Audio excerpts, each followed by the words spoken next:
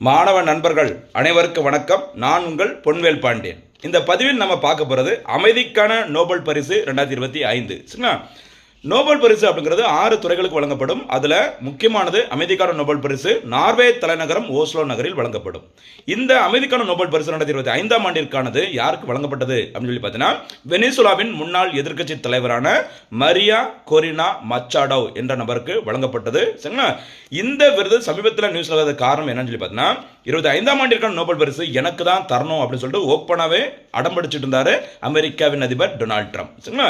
அதனால அவரை கௌரவப்படுத்துற மாதிரி வெனிசுலாவின் அந்த முன்னாள் எதிர்க்கட்சி தலைவரான இந்த மரியா அவர்கள் எனக்கு வழங்கப்பட்ட அமைதிக்கான நோபல் பரிசை நான் என்ன பண்றேன், டொனால்ட் ட்ரம்ப் அவர்களுக்கு கொடுத்துட்றேன் அப்படிங்கிற மாதிரி சொல்லியிருந்தாங்க. ஆனால் அந்த அமைதிக்கான நோபல் பரிசு கமிட்டி அதை அப்படிலாம் கொடுக்க முடியாது, உங்களுக்கு கொடுத்தது தான் அப்படின்னு சொல்லியிருந்தாங்க. சரிங்களா? அதனால நியூஸ்ல வந்திருக்கு, மறக்காதீங்க. சரியாமா? அதே மாதிரி வெனிசுலா நாட்டின் அதிபராக இருந்தவர் நிக்கோலஸ் மதுரோ, அவருடைய ஆட்சியை அகற்றியவர் யாருமா, டொனால்ட் ட்ரம்ப். அதுக்காக தான் அந்த விருதை நான் உங்களுக்கு தரேன் அப்படிங்கிற மாதிரி சொல்லியிருந்தாங்க.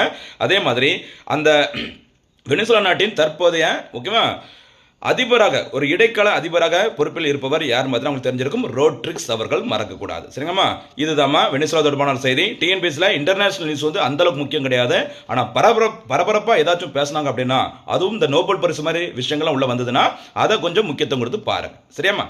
இன்றைய பதிவுக்கான கேள்வி, 2025ஆம் ஆண்டிற்கான அமைதிக்கான நோபல் பரிசு யாருக்கு வழங்கப்பட்டது?